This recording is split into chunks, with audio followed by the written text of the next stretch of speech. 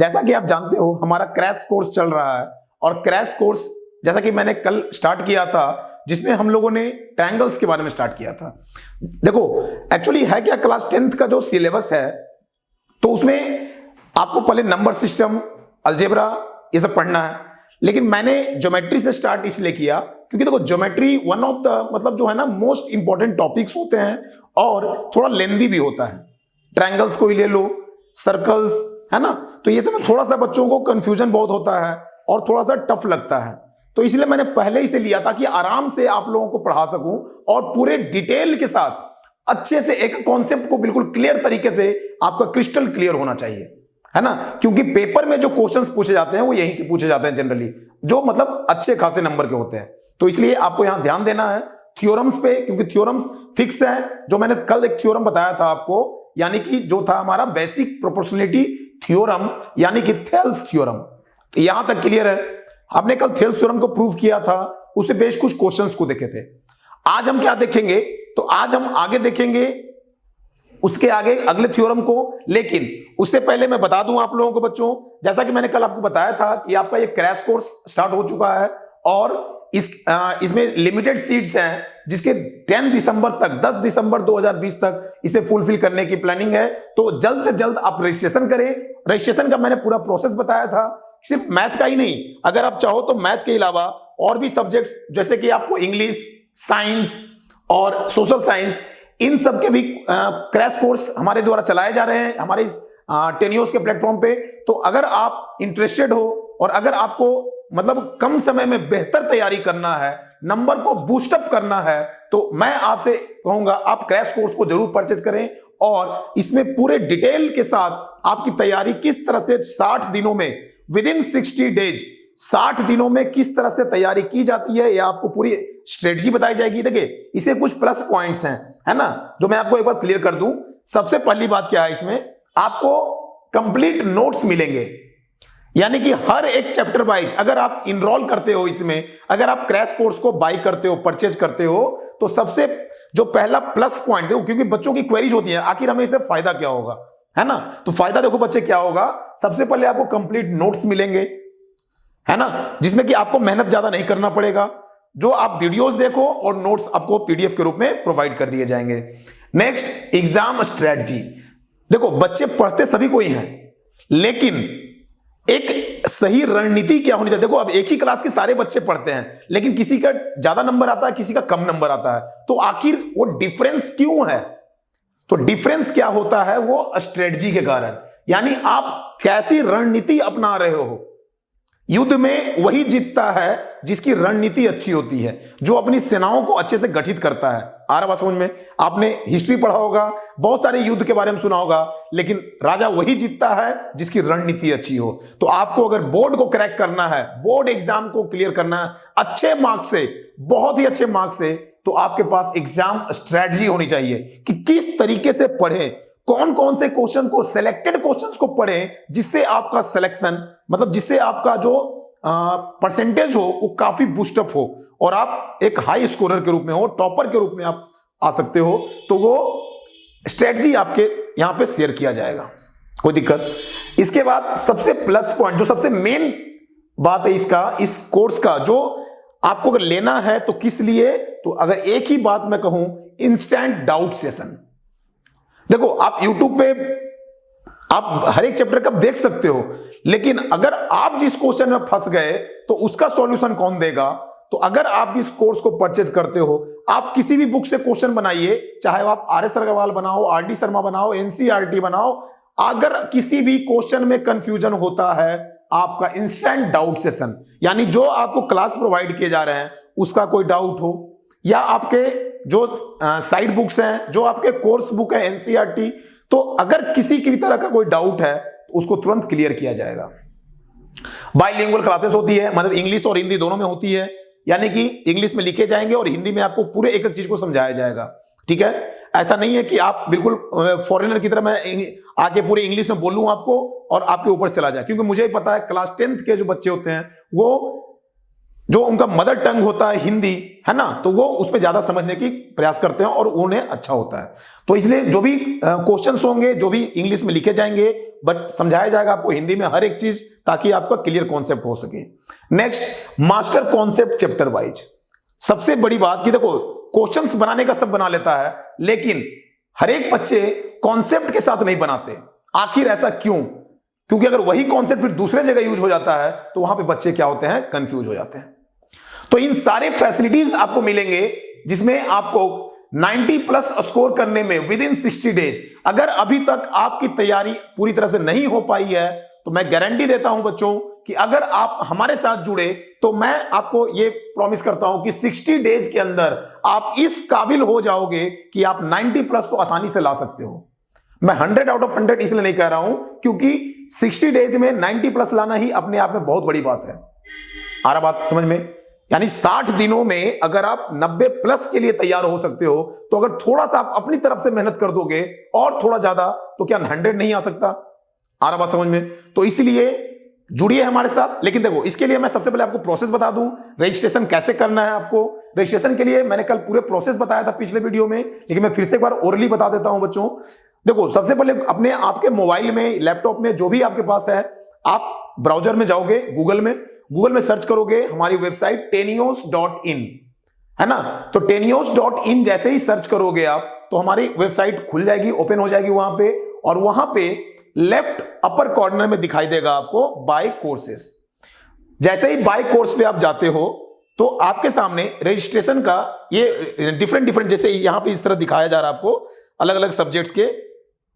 ये देखिए, तो math, English, science, social science, अलग अलग सब्जेक्ट जैसे दिखाए जा रहे हैं, वहां पे भी आपको ये डिस्प्ले होंगे। आपको जिसके लिए करना हो, सपोज करो आप इंग्लिश लेना चाहते हो या मैथ लेना चाहते हो, तो उसके नीचे जब स्क्रॉल करोगे तो बाय नाउ लिखा रहेगा। तो जब बाय नाउ करोगे तो उसके लिए आपको पहले रजिस्ट्रेशन का यहाँ पे पॉपअप हो जाएगा मैसेज। रजिस्ट्रेशन आपको करना हो कैसे? सबसे पहले आप अपना नाम इंटर कीजिएगा, name, then after email ID. आपका जो ईमेल आईडी अगर नहीं है तो कोई ईमेल आईडी सिंपल सा बना लेना है। उसके बाद क्रिएट पासवर्ड ऐसे याद रखना है, सिंपल सा, जो आपको याद रहे। उसके बाद कंफर्म पासवर्ड पूछेगा यहाँ पे। कंफर्म पासवर्ड करने के बाद जैसे ही आप रजिस्टर करते हो तो आपका वो क्या होता है, रजिस्टर्ड सक्सेसफुली हो जाता है। लेकिन उसके बाद फिर आपको गेटवे, पेमेंट गेटवे में जाना पड़ेगा। यानी वो सीधे कहां चला जाएगा, जैसे ही रजिस्ट्रेशन आप करोगे, रजिस्टर पर क्लिक करोगे तो रजिस्ट्रेशन तो होगा, लेकिन पूरी तरह से नहीं होगा, क्योंकि आपको पेमेंट करना होगा, जो कि अफोर्डेबल मिनिमम प्राइस है। जैसे आपको दिख रहा होगा, इंग्लिश 797, है ना, साइंस क्योंकि 3 सब्जेक्ट इसके अंदर रहते हैं तो 999। तो पेमेंट के लिए आपके पास डिफरेंट ऑप्शंस हैं, चाहे आप कार्ड के थ्रू पेमेंट करो या यूपीआई के थ्रू करो, मैंने जो भी मेथड है आपके पास पेमेंट का, आप उससे कर सकते हो। All are accepted. Okay, payment हो जाने के बाद जैसे ही आपके पास मैसेज आता है पेमेंट सक्सेसफुल का, उसके बाद आप वापस से फिर से जाओगे गूगल में, tenios.in पे जाओगे, लॉगिन, यहां जब आएगा, जब पोर्टल खुलेगा तो यहां पे राइट साइड में लॉगिन का ऑप्शन होगा। आप जब लॉगिन करोगे तो लॉगिन के लिए आपके पास वहां क्रेडेंशियल्स मांगेंगे, जैसे ईमेल आईडी और पासवर्ड। तो जो पासवर्ड आपने वहां पे बनाया था, क्रिएट किया था, उसी ईमेल आईडी और पासवर्ड से आपका ये ओपन हो जाएगा। और जैसे ही ओपन होता है बच्चों, तो डैशबोर्ड पे आपको आपने जो कोर्स परचेज किया है वो वहां पे शो अप हो जाएगा, है ना। तो वहां शो हो जाएगा और वहां से आप उसे एक्सेस कर सकते हो, और वहां से आप सारे वीडियो लेक्चर्स को, सारे पीडीएफ को, नोट्स को आप वहां से एक्सेस कर पाओगे। क्लियर है? आ रहा समझ में आता? चलिए, तो ये तो था बात रजिस्ट्रेशन का। जल्द से जल्द कर लें क्योंकि समय बहुत कम बचा है ना। सीट्स, लिमिटेड सीट्स हैं, तो मौका ये छूट ना जाए। क्योंकि देखो, 60 डेज के अंदर अगर आपको अच्छे करने हैं तो आपको क्रैश कोर्स में, मैं तो कहूंगा पैसे बहुत ज्यादा नहीं है, पैसे बहुत ही सिंपल मिनिमम रखा गया है, ताकि जितना पैसे आप एक ट्यूशन में फेंक देते हो पैसे, लेकिन फिर भी नंबर्स अच्छे नहीं आ पाते, तो उसके सामने तो ये बहुत ही मिनिमम रखा गया है, इसीलिए, है ना। कोरोना को देखते हुए प्राइस हम लोग बिल्कुल मिनिमम रखें, ताकि हर बच्चे अच्छे से तैयारी कर सके। चलिए, अब देखो, और सबसे बड़ी बात है कि बिल्कुल रिवाइज सिलेबस के अनुसार आपको ही पढ़ाया जाएगा। रिवाइज सिलेबस के अनुसार ही, कोई फालतू की चीजें नहीं पढ़ाई जाएगी। जो भी सिलेबस में जो रिवाइज सिलेबस है उसी को करवाया जाएगा। चलिए, तो स्टार्ट करते हैं बच्चों हम लोग अपना, जो कि कल हमारा चल रहा था ट्रायंगल चैप्टर 6, है ना। और इसमें हम लोगों ने क्या देखा था, ट्रायंगल में हमने बेसिक प्रोपोर्शनलिटी थ्योरम, यानी कि बीपीटी थ्योरम, जिसको हम लोग थेल्स थ्योरम के नाम से भी जानते हैं, वो हम लोगों ने पढ़ लिया था। तो आज क्या पढ़ेंगे, बेसिकली आज हम लोग पढ़ने वाले हैं इसी का कन्वर्स, जिसको हम कहते हैं converse of triangle proportionality theorem या कन्वर्स ऑफ थेल्स थ्योरम। आ रहा बात समझ में? तो ये थेल्स थ्योरम का कन्वर्स क्या है, तो सबसे पहले हम देखेंगे स्टेटमेंट क्या है इसका। देखो, if a line divides two sides of a triangle, यानी किसी ट्रायंगल में, जैसा कि आपको ट्रायंगल यहां दिखाई दे रहा है, ए बी सी एक ट्रायंगल है, तो if a line divides two sides of a triangle proportionally, यानी इक्वल रेशियो में डिवाइड कर रहा है, then the line is parallel to the remaining side. क्या है? यानी कि यदि कोई लाइन सेगमेंट किसी ट्रायंगल के दो साइड्स को प्रोपोर्शनली डिवाइड कर रहा है, यानी इक्वल रेशियो में डिवाइड कर रहा है, तो वह लाइन क्या होगा? पैरेलल हो जाएगा थर्ड साइड के। क्लियर है? आ रही बात समझ में? तो ये इसका स्टेटमेंट है, यानी if AD upon DB is equal to AE upon EC होगा, देन क्या हो जाएगा? DE is parallel to BC, ये होगा। ये कहता है कौन? कन्वर्स ऑफ थेल्स थ्योरम, यानी कन्वर्स ऑफ BPT। अब हम इसे प्रूफ करेंगे कि आखिर ये होता कैसे है। हमें क्या करना है? प्रूफ करना है। तो क्या करेंगे इसके लिए? आइए देखते हैं। देखो, सबसे पहले क्या करेंगे, हम लोग एक ट्रायंगल बनाएंगे, यानी triangle ABC,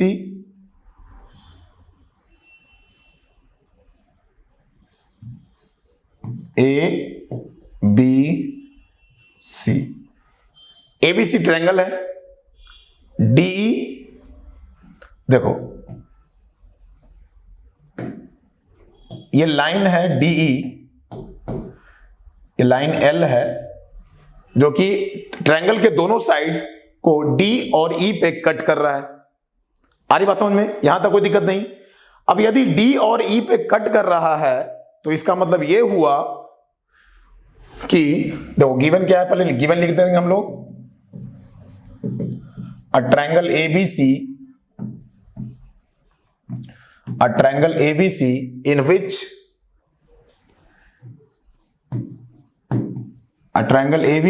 which line L divides,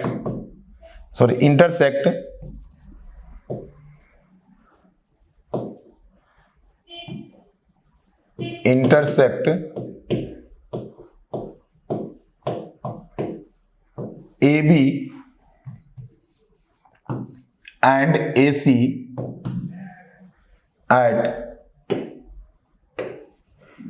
at D and E respectively.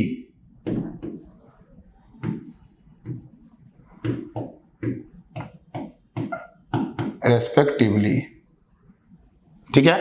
तो हमने क्या लिखा कि ट्रायंगल ABC है, जिसमें एक लाइन L जो है इसके साइड्स AB और AC को D और E पे क्या कर रहा है? कट कर रहा है। यहां तक कोई दिक्कत नहीं आ रहा मुझे समझ में? चलो, अब इस तरह से काट रहा है कि such that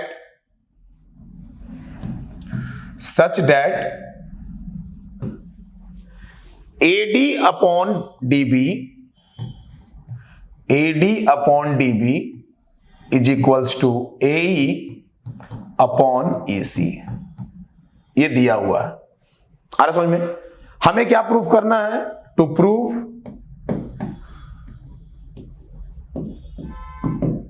prove DE parallel हो जाएगा BC के।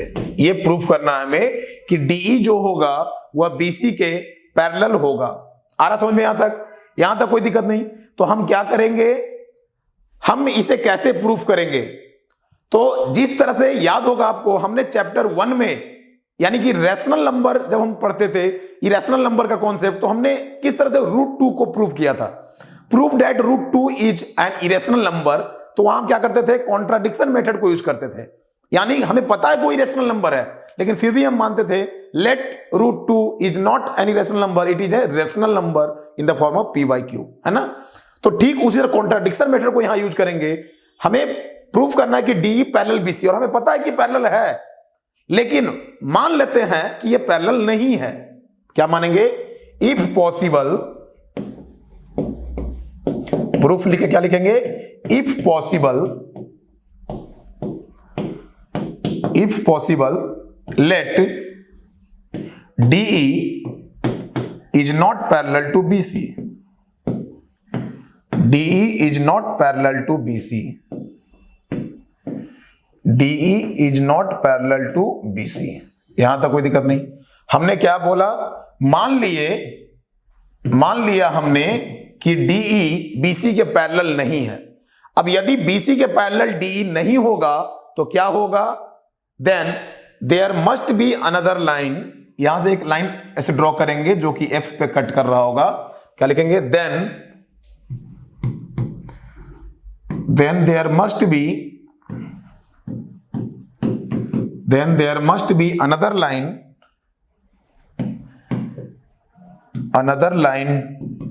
DF,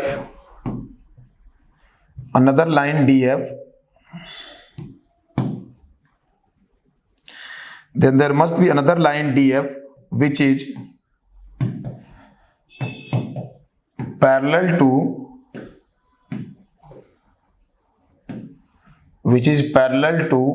BC, आ रहा बात समझ में।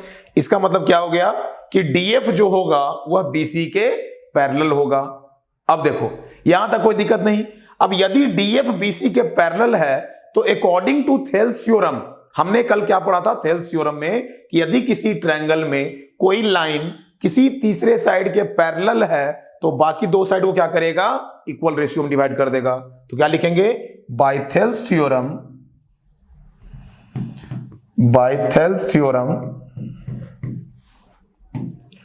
क्या हो जाएगा, AD अपॉन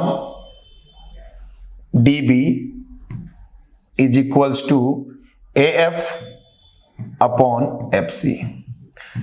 इक्वेशन 1 हो गया, कोई दिक्कत। बट हमें क्या पता है, but we know that, but it is given that, प्रश्न में यह दिया हुआ है, but it is given that AD upon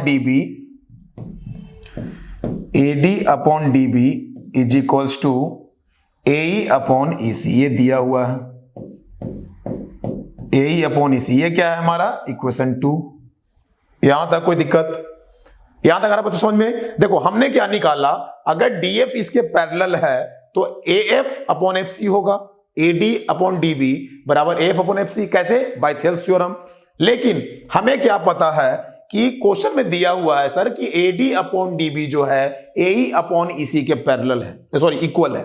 okay, तो फ्रॉम 1 and 2 हमें क्या देखने को मिला कि AD बाई DB दोनों तरफ है। इसका मतलब ये दोनों आपस में क्या होंगे, बराबर होंगे। तो क्या लिखेंगे, फ्रॉम 1 and 2,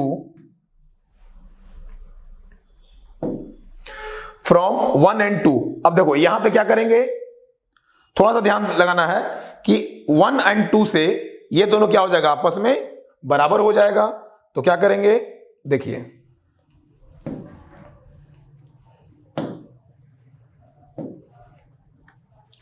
from 1 and 2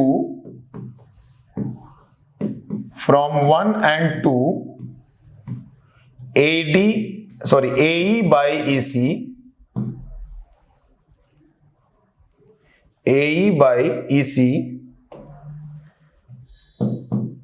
बराबर AF अपॉन FC। यहां तक कोई दिक्कत, यानी ये दोनों क्या हो जाएंगे, AE अपॉन EC और AF अपॉन FC क्या हो जाएगा, बराबर हो जाएगा। यहां तक कोई दिक्कत।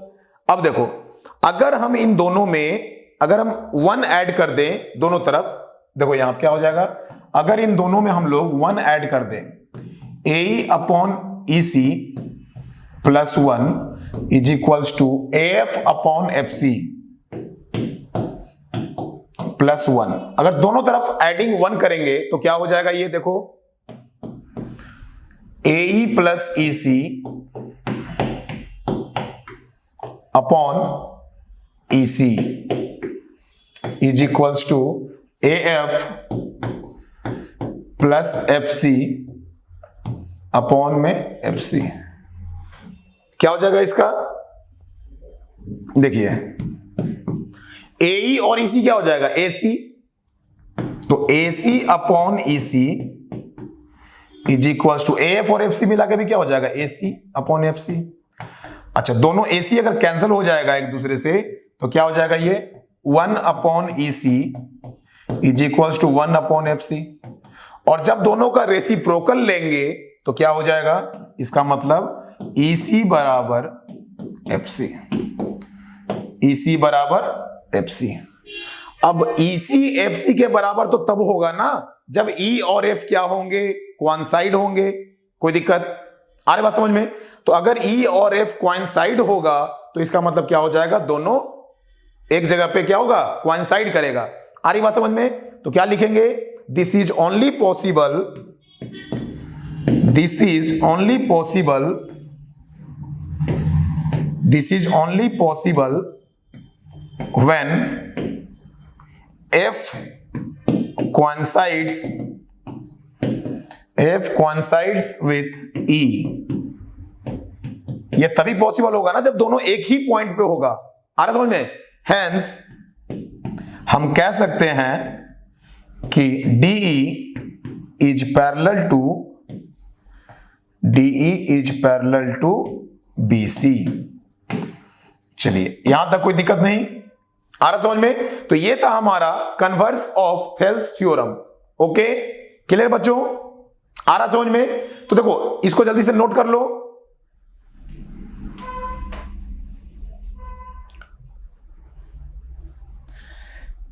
तो ये क्या था हमारा, कन्वर्स ऑफ BPT यानी कि कन्वर्स ऑफ थेल्स थ्योरम। चलिए अब आगे बढ़ते हैं।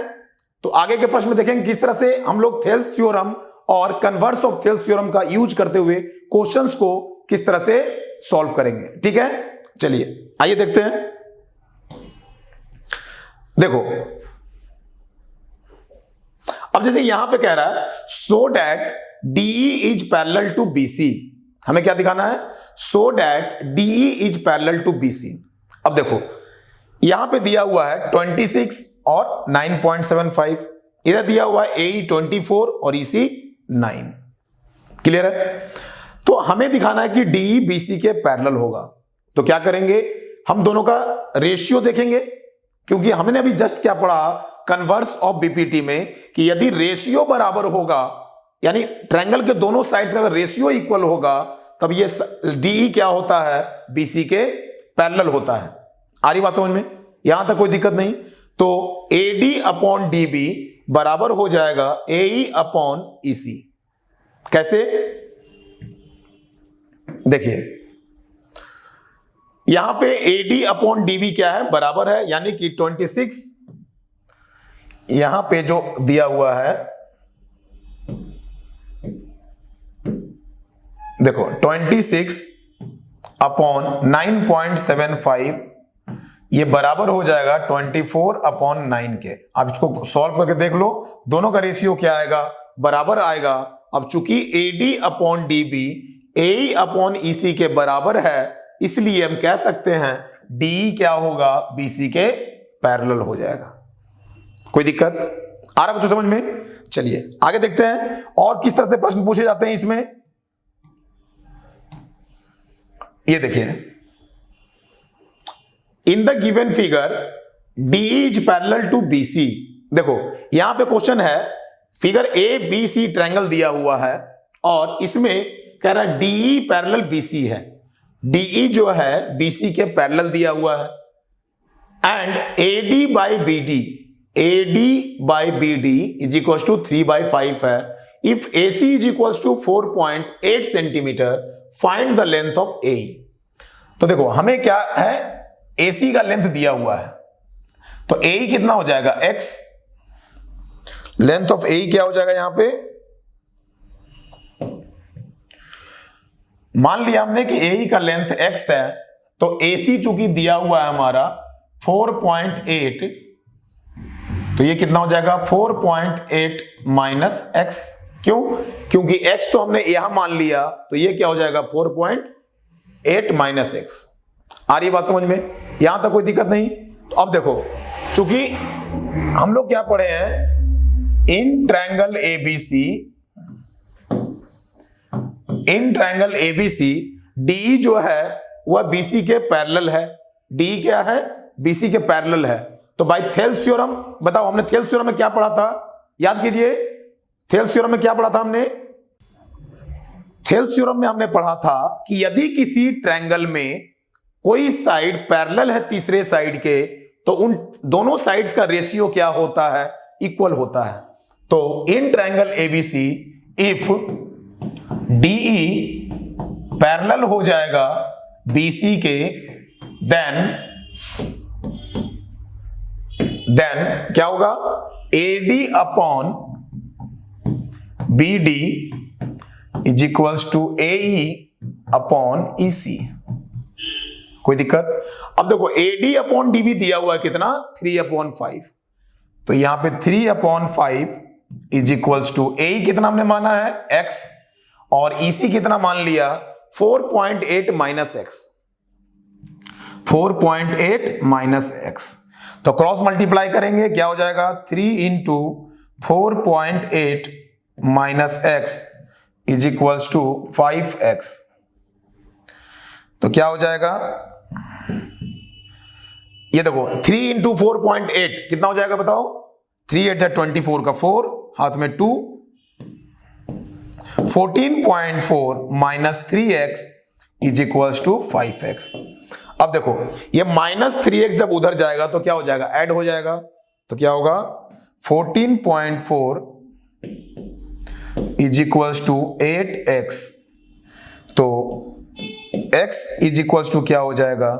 14.4 डिवाइडेड बाई 8। ये क्या हो जाएगा? 8 1 जा 8, 14 में से 8 गया 6, तो क्या हो जाएगा? 0.8, 8 8 जा 64। तो 1.8 that is AE is equals to क्या हो जाएगा? AE को हमने x माना था और x की वैल्यू 1.8 आ गया, तो therefore AE is equals to कितना हो गया? 1.8 सेंटीमीटर। आ रहा मुझे समझ में? चलिए नोट कर जल्दी से इसको, यहां तक कोई दिक्कत नहीं। चलो अब आगे बढ़ते हैं।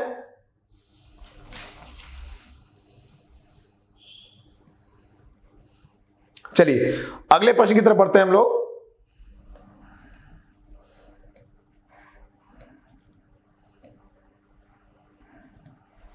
देखो अब अगला क्वेश्चन क्या कह रहा है? In the given figure in triangle ABC, क्या दिया हुआ है हमें? ट्रायंगल एबीसी दिया हुआ है, DE parallel to BC. DE क्या है? बीसी के पैरेलल है। Is that clear? Okay. So that AD is equals to 4x minus 3। AD क्या है? 4x minus 3।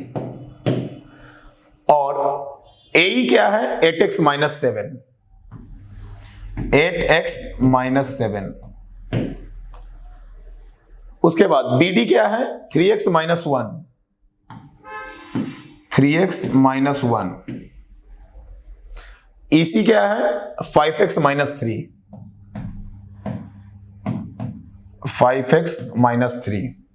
ठीक है, तो find the value of x, यानी हमें क्या करना है? x की वैल्यू फाइंड आउट करनी है। आ रही बात समझ में? क्या करेंगे बच्चों? देखो जैसे ही हमने देखा कि ट्रायंगल एबीसी में DE जो है BC के पैरेलल हो गया, इसका मतलब वहां क्या लगाएंगे हम लोग? थेल्स थ्योरम लगाएंगे। तो in triangle ABC DE is parallel to BC। जैसे ही हमने देखा कि DE जो है BC के पैरेलल है, तो हम क्या लगाएंगे? थेल्स थ्योरम, यानी कि बाय थेल्स थ्योरम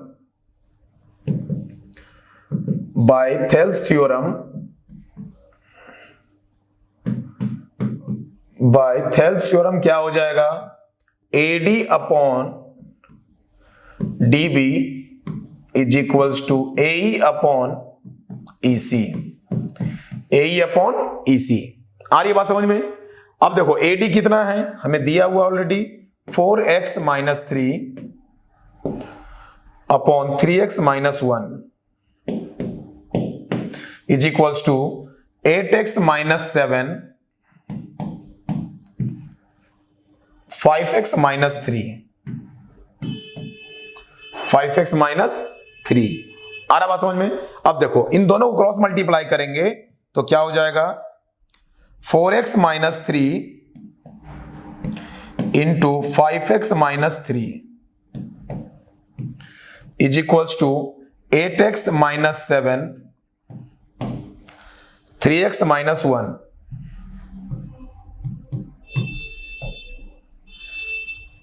अब देखो 4x इंटू 5x, तो 4 5 जा 20x square,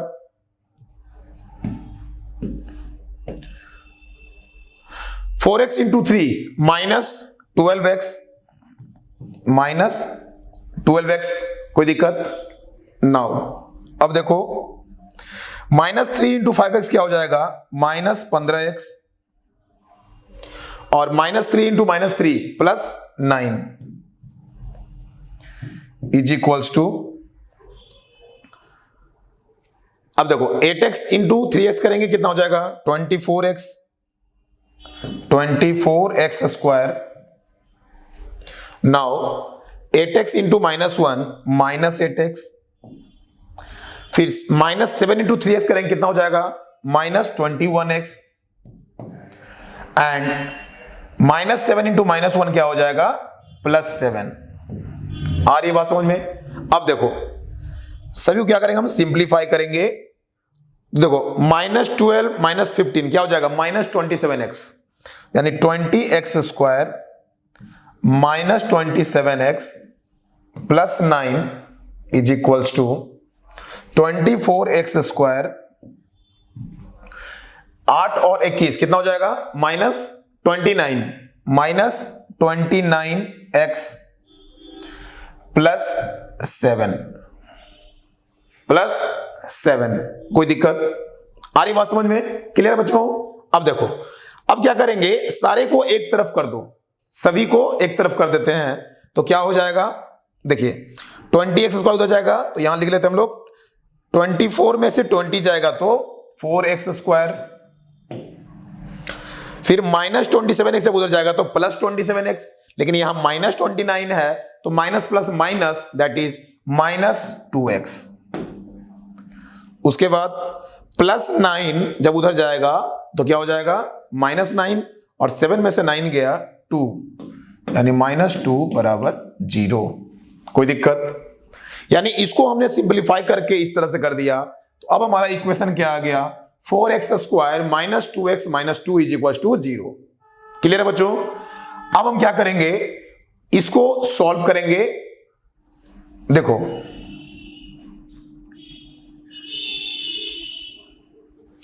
4x square minus 2x minus 2 is equal to 0।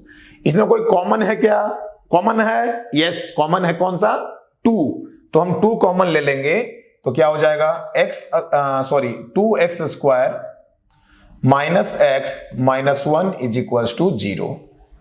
Clear है, यानी 2x square minus x minus 1 बराबर 0 हो गया। तो अब क्या करेंगे, नाउ इसको रेशनलाइज करेंगे, तो क्या हो जाएगा, देखो हाँ ये हो जाएगा माइनस 2x प्लस x, क्या हो जाएगा, 2x square minus 2x plus x minus 1 is equal to 0। हमने क्या किया, यहां पे मिडिल टर्म स्प्लिट किया। आपको आपने पढ़ा होगा है ना, कौन से चैप्टर में, क्लास 9th में ही पॉलिनोमियल्स में हमने जब फैक्टराइजेशन ऑफ पॉलिनोमियल पढ़ा है, तो उसमें हमने ये पढ़ा था। और अगर आपने 10th में क्वाड्रेटिक इक्वेशन पढ़ा है तो वहां भी हम लोग इसको यूज करते हैं। ठीक है, अगर 10th में क्वाड्रेटिक इक्वेशन नहीं पढ़ा आपने अभी तक, तो 9th में फैक्टराइजेशन ऑफ पॉलिनोमियल जब हमने पढ़ा था, तो वहां पे बहुत ही अच्छे से मैंने बताया है। आप चाहो तो हमारे YouTube के प्लेलिस्ट में जाकर के आप सर्च कर सकते हो। ठीक है बच्चों, देखो तो ये मिडिल टर्म स्प्लिट है, ये क्या है, मिडिल टर्म स्प्लिट, यानी minus 2x plus x minus 1 is equal to 0। अब देखो यहां क्या करेंगे, कॉमन ले लेंगे, और इन दोनों में भी कॉमन लेंगे। तो यहां कॉमन क्या है, 2 भी कॉमन है और x भी कॉमन है, तो 2x कॉमन लिया जब हमने, तो क्या बच गया यहां पे, x माइनस 1, और यहां पे क्या कॉमन लेंगे, तो प्लस 1, कुछ नहीं है, इसका मतलब क्या, प्लस 1 ले लेंगे। ठीक है, तो यहां क्या लेंगे हम लोग, प्लस 1 कॉमन लेंगे, तो x minus 1 is equal to 0। अच्छा अब देखो इन दोनों में x माइनस 1 को बाहर निकाल लेंगे, x माइनस 1 जब x माइनस 1 बाहर निकाल लेंगे तो क्या बचेगा, 2x plus 1 is equals to 0। Now अब देखो x minus 1 into 2x plus 1 is equals to 0, that is x minus 1 is equals to 0 और 2x plus 1 is equals to 0। अब देखो यहां पे x बराबर 1 हो गया या x बराबर माइनस 1/2, या तो x बराबर 1 हो जाएगा या x बराबर माइनस 1/2। लेकिन हम यहां पे x बराबर माइनस 1/2 को नहीं लेंगे। क्यों नहीं लेंगे, देखिए यहां पर फिगर देख लो पहले। AD में क्या कह रहा है, 4x माइनस 3, AD में 4x माइनस 3।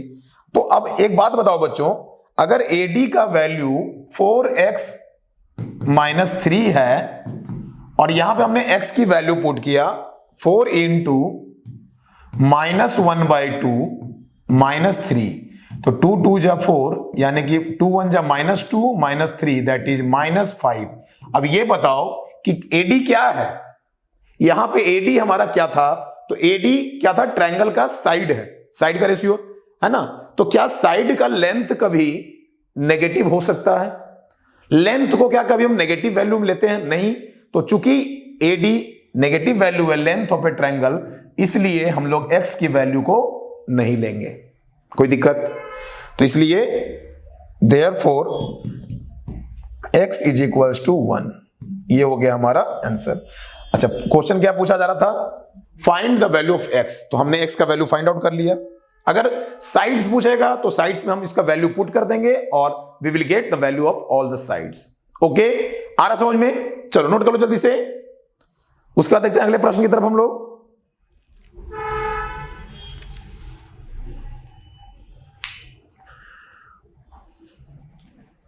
देखिए हो गया। अब क्या कह रहा है, in the adjoining figure DE is parallel to BC। देखो इस फिगर में ABC जो फिगर है इसमें DE क्या है, BC के पैरेलल है, यहां तक कोई दिक्कत नहीं। अब यदि DE जो है BC के पैरेलल है, if AD is equals to 1.7 centimetre, AD कितना है 1.7 सेंटीमीटर। नाउ AB क्या है 6.8, AB कितना दिया हुआ है हमें 6.8। ओके, उसके बाद AC कितना है 9, AC कितना है 9 है। फाइंड AE, हमें क्या निकालना है, AE निकालना है। तो हम क्या करेंगे, let the value of AE is equals to x centimetre. हमने क्या मान लिया, AE को x, तो ये बताओ ये कितना हो जाएगा, DV कितना हो जाएगा 6.8 माइनस 1.7 करेंगे तो क्या होगा, क्योंकि ये पूरा AB अगर 6.8 है और ये 1.7 है तो दोनों को जब माइनस करेंगे क्या हो जाएगा, 8 में 7 गया 1.6 में से गया 5.1। अच्छा, जब ये अगर हमने x मान लिया, ये अगर x है तो ये कितना हो जाएगा 9 माइनस x। कोई दिक्कत आ रही बच्चों समझ में। तो देखो क्या करेंगे, बाय थेल्स थ्योरम क्यों लगाया हमने, क्योंकि यहां पे दिया हुआ है कि DE जो है BC के पैरेलल है, और यदि DE BC के पैरेलल है तो इसका मतलब क्या होगा, इसका मतलब ये हुआ कि थेल्स थ्योरम के अनुसार इन दोनों का रेशियो क्या होगा, सेम होगा। That is by Thales theorem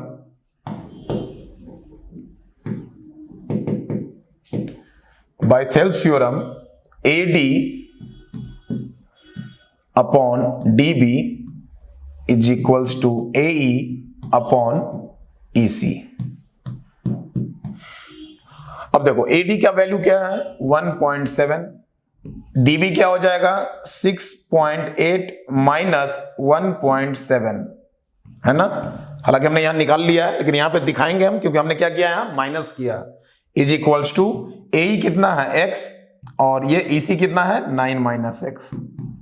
कोई दिक्कत?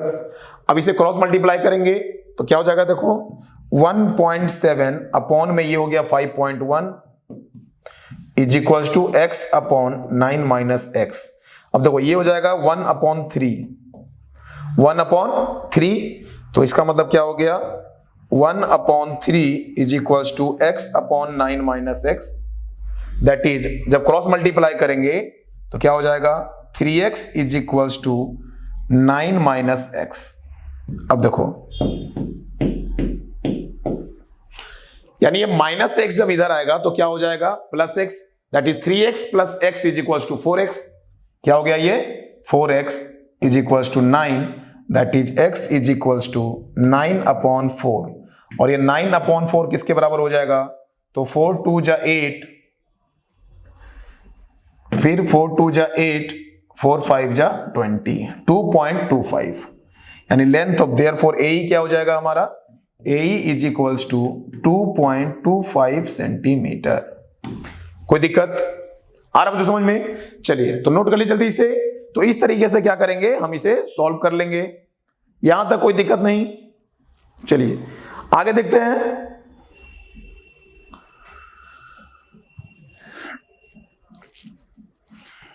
इसी प्रकार से हम लोग हर एक क्वेश्चन को, चाहे वो थेल्स थ्योरम पे हो या कन्वर्स ऑफ थेल्स थ्योरम पे हो, हम लोग इसी तरह से क्या करेंगे, आगे क्वेश्चंस को बनाते जाएंगे। आ रहा समझ में? चलिए आगे देखते हैं।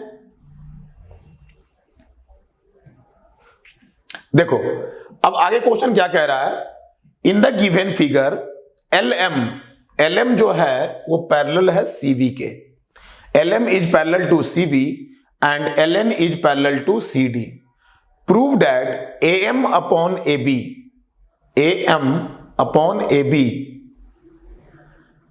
Is equals to AN upon AD। क्या करेंगे यहां पे, देखो सबसे पहले तो क्या करना है कि चूंकि दो ट्रायंगल यहां पे हैं, in triangle ALM and triangle ALN, दो ट्रायंगल लेंगे। देखो क्या लेंगे, इन ट्रायंगल ALM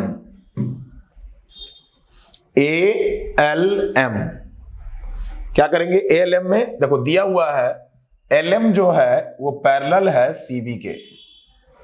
LM किसके पैरेलल है, CV के। नाउ यदि LM CV के पैरेलल है तो क्या करेंगे बताइए, ये हो जाएगा हमारा BM by AB is equals to क्या हो जाएगा, LC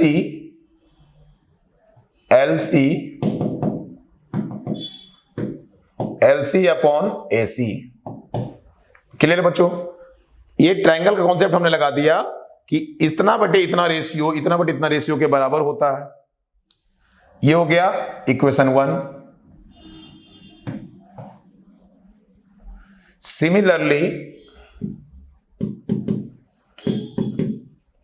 similarly in triangle ALN में क्या करेंगे हम लोग, देखो ALN में LN जो है वो CD के पैरेलल है, लिखेंगे LN is parallel to CD। LN क्या है, CD के पैरेलल है। तो बाय थेल्स, यहां पे देखो, अच्छा एक चीज यहां ध्यान दो, यहां लिखना है हमें बाय थेल्स थ्योरम, क्योंकि रीजन देना बहुत जरूरी है।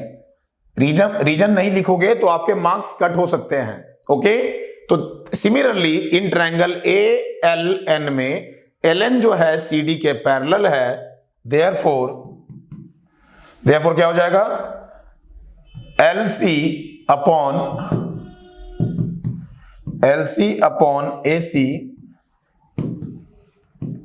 Is equals to ND upon AD। ये हो गया इक्वेशन 2। ये क्या हो गया हमारा, इक्वेशन 2। ओके, आ रहा समझ में? अब देखो नाउ फ्रॉम 1 and 2 हमने क्या देखा LC अपॉन AC दोनों में है ना। तो फ्रॉम 1 and 2 वी गेट, क्या प्राप्त हुआ हमें,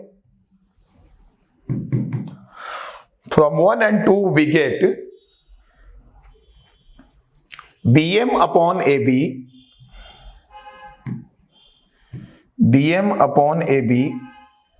is equals to ND upon AD। ये आ गया।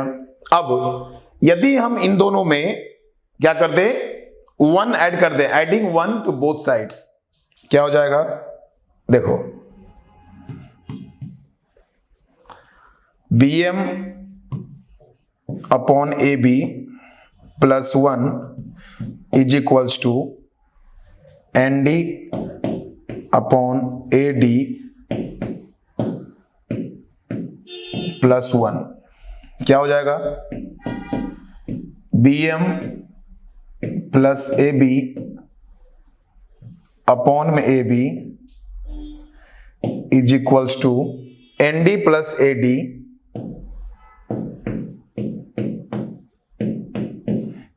Plus AD upon AD, ND plus AD upon AD। अब देखो, तो BM और AB को जोड़ने के बाद क्या मिलेगा हमें, BM और AB को जोड़ने के बाद AM, है ना। तो देखो इधर लिखता हूं थोड़ा सा, ये क्या हो जाएगा, अब BM और AB को जोड़ने के बाद AM upon AB is equals to ND और AD। देखो ND कहां है, ND और AD को ऐड करेंगे तो मिलेगा हमें AN अपॉन AD।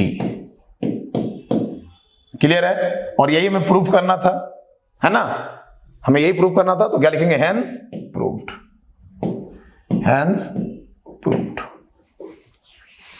चलिए क्लियर है बच्चों, चलो नोट कर लो जल्दी से।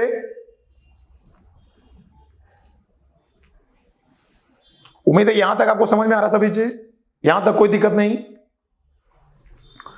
चलिए बाकी आगे देखते हैं।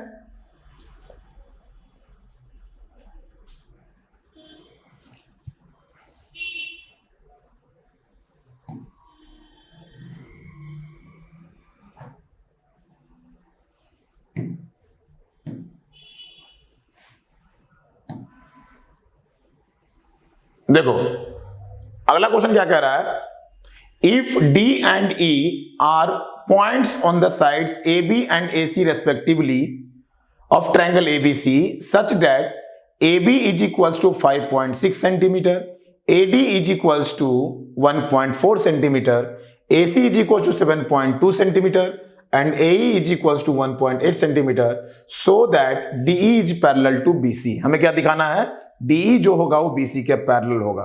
क्या करेंगे, देखो यहां पे, यहां दिया हुआ AB is equal to 5.6, AB कितना दिया हुआ है हमारा 5.6, ओके 5.6, और AC दिया हुआ है 7.2, क्लियर है। नाउ AD दिया हुआ है 1.4 सेंटीमीटर और AE दिया हुआ है 1.8 सेंटीमीटर। नाउ अब एक बात बताओ, BD इज इक्वल्स टू क्या हो जाएगा, BD is equals to AB minus AD करेंगे। AB कितना है हमारा 5.6 माइनस AD कितना है 1.4, तो कितना हो जाएगा, 6 में से 4 गया 2 और 5 में से 1 गया 4, 4.2 सेंटीमीटर, यानी ये क्या हो गया 4.2 सेंटीमीटर। क्लियर है। सिमिलरली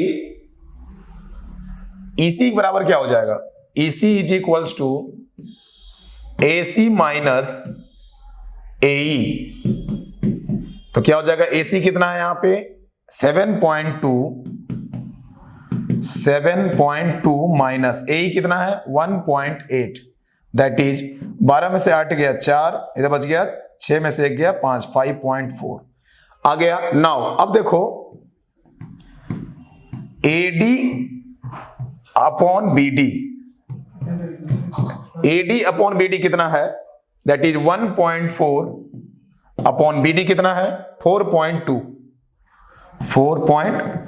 तो ये हो गया 1/3 and AE upon EC, AE कितना है 1.8 और EC कितना है 5.4, तो ये भी कट के क्या हो जाएगा 1/3। अब हमने क्या देखा कि AD अपॉन BD जो है 1/3 वो बराबर किसके है AE अपॉन EC। तो by converse of Thales theorem हमने क्या पढ़ा है, by converse of Thales theorem, by converse of Thales theorem, by converse of Thales theorem क्या हो जाएगा, here AD by BD is equals to AE by EC, then DE जो होगा वो पैरेलल हो जाएगा BC के, DE is parallel to BC। कोई दिक्कत आ रहा समझ में? तो नोट करें जल्दी से। तो इस तरह से हमने क्या कर दिया, इसे प्रूफ किया with the help of converse of Thales theorem. Okay चलिए यहां तक कोई दिक्कत नहीं बच्चों। तो आज के लिए इतना ही।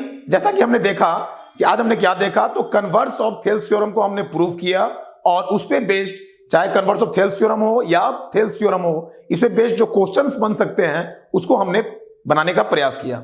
ठीक है, तो उम्मीद करता हूं कि यहां तक आपको जो भी पढ़ाया समझ में आया। ठीक है, तो देखिए जल्दी से आप जितना लेट करोगे आपके लिए नुकसान होगा। जल्द से जल्द आप क्रैश कोर्स में रजिस्ट्रेशन करवा लें ताकि आगे के कंटिन्यू क्लासेस आपको बिना किसी रुकावट के आप इसको वॉच कर सके और अच्छे से अपने रिजल्ट को बेहतर कर सके। चलिए मिलते हैं फिर अगले क्लास में। Thank you.